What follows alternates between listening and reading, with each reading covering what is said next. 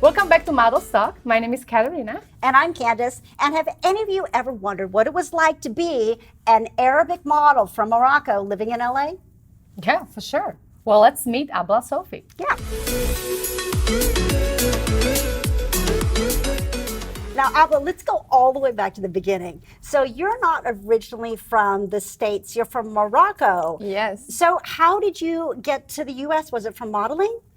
Actually, I came here on vacation. Uh-huh. So I decided after my bachelor in business back home, I had a degree in business.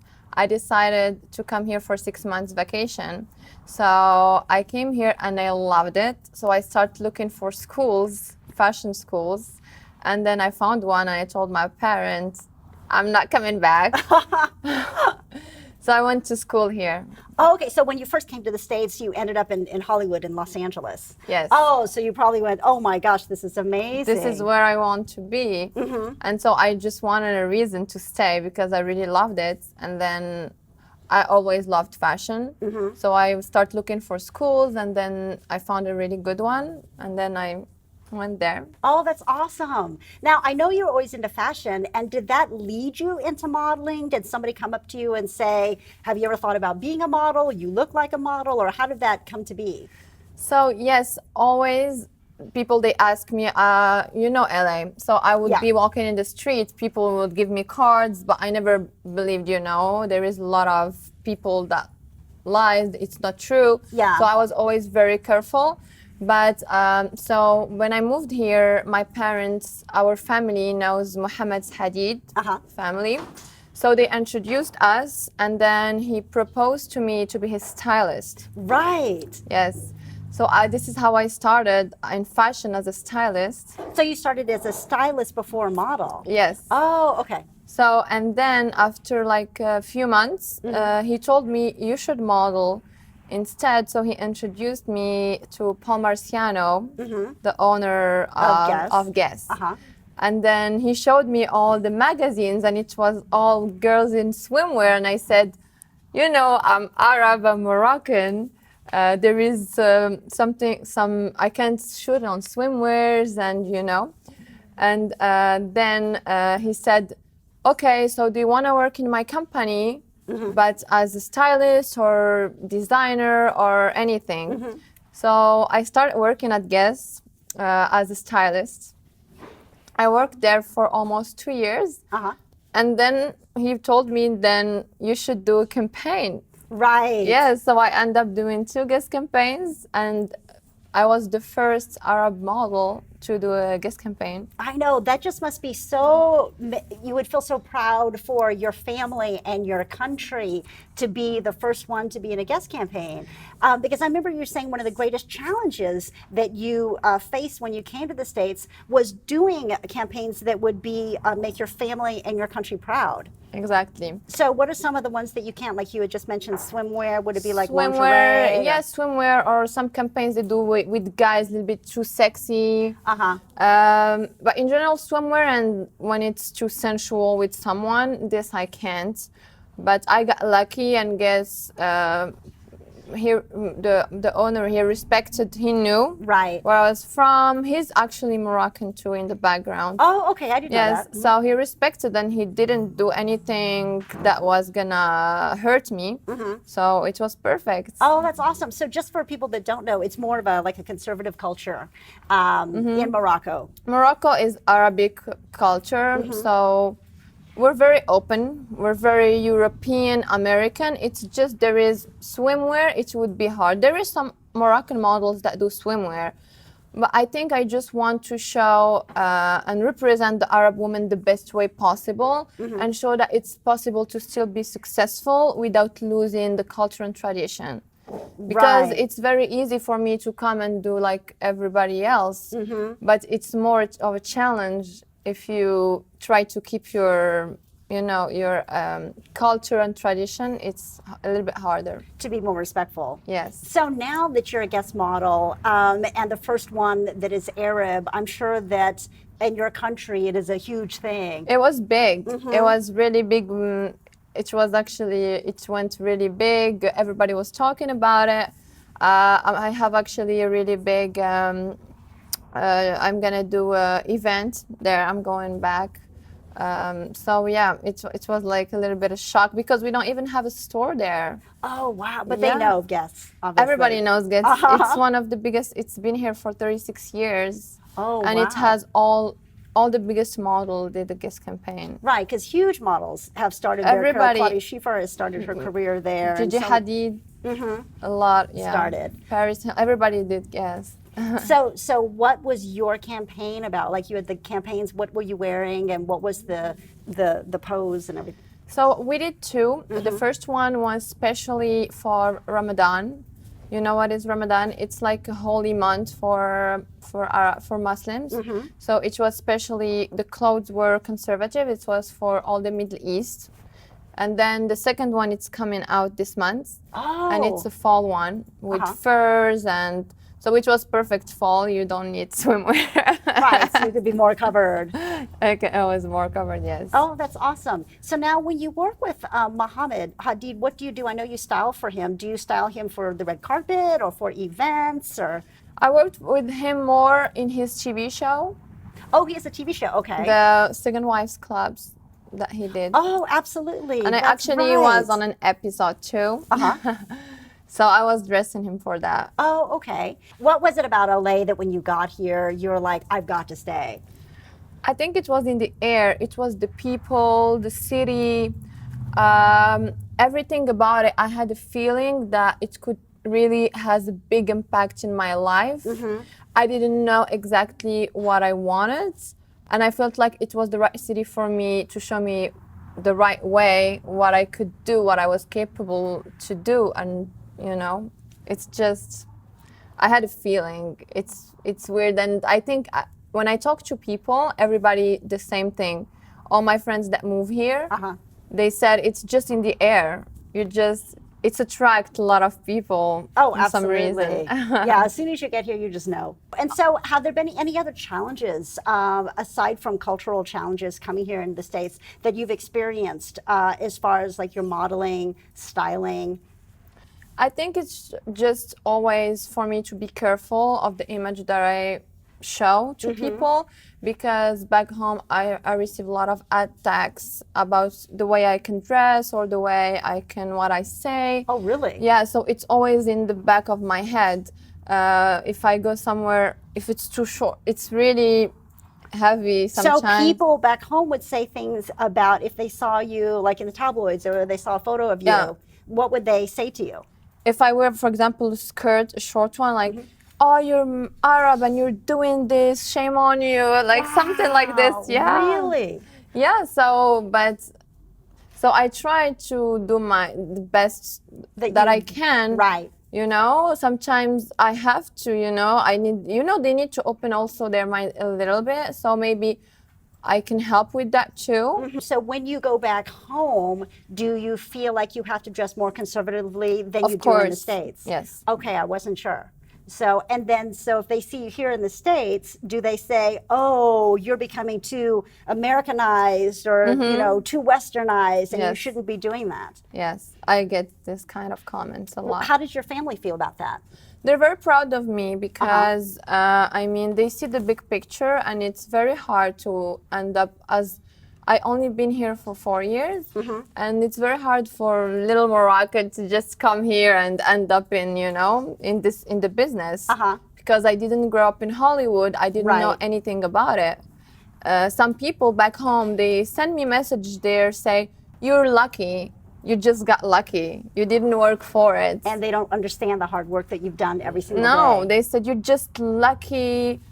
Mohammed, he knows your family. You're just lucky because Paul Marciano is Moroccan, so he did it because you're Moroccan.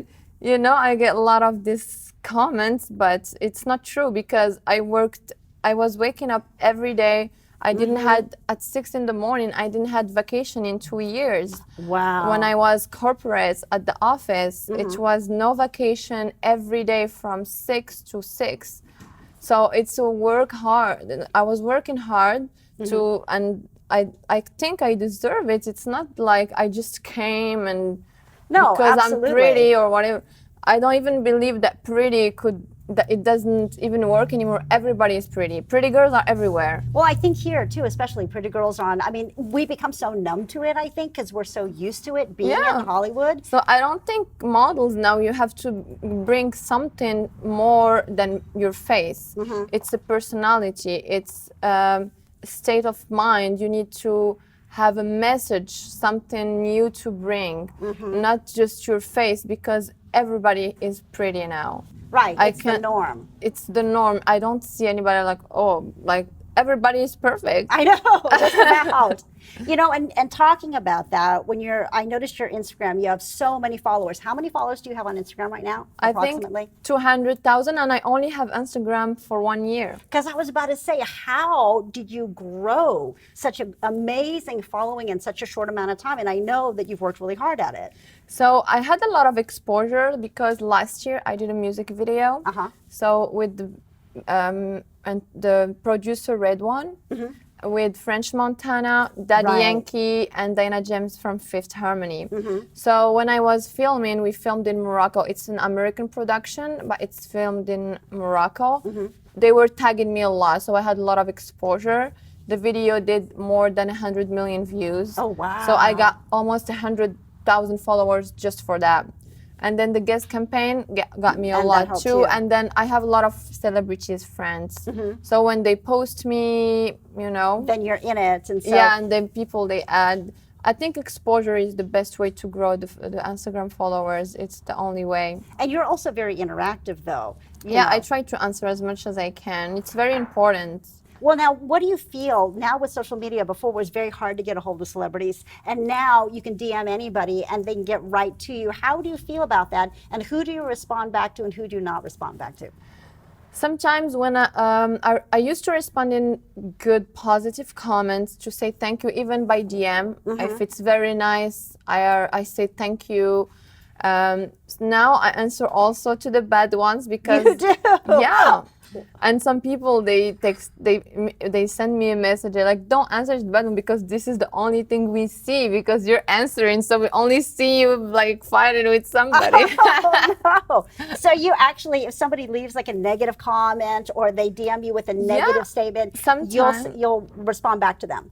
I would, yeah. Sometimes if it's mean or if it's not true, I wouldn't. I would respond. And do you feel like the response that you get back is usually positive because you have responded back?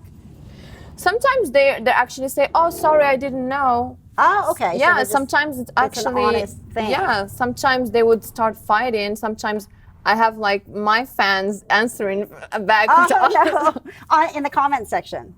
And that's Yeah. good, though, because they always say it's good that you get people engaged Yeah. regardless if you believe in what they're saying or not. Yeah. You know, so what would you encourage young models to do that are just coming into the industry and they want to grow their social media following like you did? So I think now what people want to see is more of videos than pictures. Why so?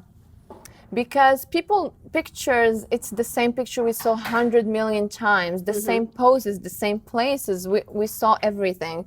Now people, they want to discover either, you have to bring something new. Either if you're a makeup artist, you have to give tips. If you do fashion, give styling tips. If you're funny, do funny videos. I do funny videos. You do? I do. Okay, so what do you do? And they're the one that gets the most of the views. I get Seriously? the last funny video I posted, just with my phone, it's got 230,000 views, which is So- more than my followers. What were you doing? I pushed my friend in a pool where she was just dancing. That she didn't know that you were She going to push didn't her? know. She didn't know. And then I went from the back, and then I pushed her in the pool, and it just did so much views, and people thought it was super funny. And she had all her clothes on and shoes Yeah. and everything. No, you didn't do She that. had like a towel and like Oh, her drink, and she was just dancing, and I was. Oh Yeah, so I think videos get more exposure and get people to want to, because they see the real you, not just no. a The picture. picture that's yeah. so perfect. How do you feel about people that overly retouch? I mean, do you retouch your photos? And that's kind of I think it's the industry standard today. Yes, I retouch if I just maybe dark circles. That's it. But in general, I try to not to retouch because I don't think it's fair for us to give an image that is not true. So people, they think this is real, but it's not. But people, they love more to see Your personality. they follow more people when you are the way. If you're too perfect, it doesn't work anymore. Everybody look plastic. They don't want to see that. We saw this in the last 5 years. 5 years. Or so. And so then what about, like you said, you have to say something that's important or give something that's important. I really Or like make that people idea. laugh, or make anything that would, like, people would be like, oh, okay. Or you can post dancing videos. It works. You know that the videos that has the most views in the internet, they're funny videos with pets. Like I know, cute dogs and cute cats, because everybody's going to watch that no matter what. Yeah, so videos, if you want to grow followers, I think videos, it's a good start. And also, like you said, the concept of paying it forward. Like you said, if you're funny, create something that will make people laugh. You're a stylist, so would you give like styling tips? Yeah. Because you even gave me styling tips. Literally, you're walking in the door, I'm asking you questions, and you're like, you need to contact this person. You do this, you do that. I'm going to take the picture of the label of this jacket. So, I mean, it's like, you know, you pay it forward, and I think that people really appreciate that. Yeah. If you're a specialist in something like a makeup artist. Exactly. So where do you see yourself going now? Because you are a model, you're so successful, but you also know how to do killer styling. So are you doing both? Actually, in my last TV show back home, I starred myself and I was acting too. So, and I played my own. They proposed to me a character, and I just said, I want to be me. So I kept my name. I dressed myself, and I just did me. And you did your own hair and makeup, your own wardrobe, No, they everything? did my hair and makeup, but I was styling myself. I bring everything from here. I had everything from here, and I dressed myself. And I dressed the other people too. You're kidding. Yeah. So what was the show about? So it was like the Entourage version of the Arabic version of Entourage. So it was about a group of singers that were from nothing. They went very successful. So so I was their best friend. That was like a famous blogger, fashionista. So I was with them. I was making some troubles. I was happy sometimes because I was already famous. So I had like I knew the people to introduce them to producers. So it was pretty fun, and I think we might have a season 2. Oh, that's awesome. Yes. Well, Abla, thank you so much for coming today. Thank you for having me. Thank you for having me. On the next episode of Models Talk, Kelsey Lab explains how she deals with the many toxic people in Los Angeles.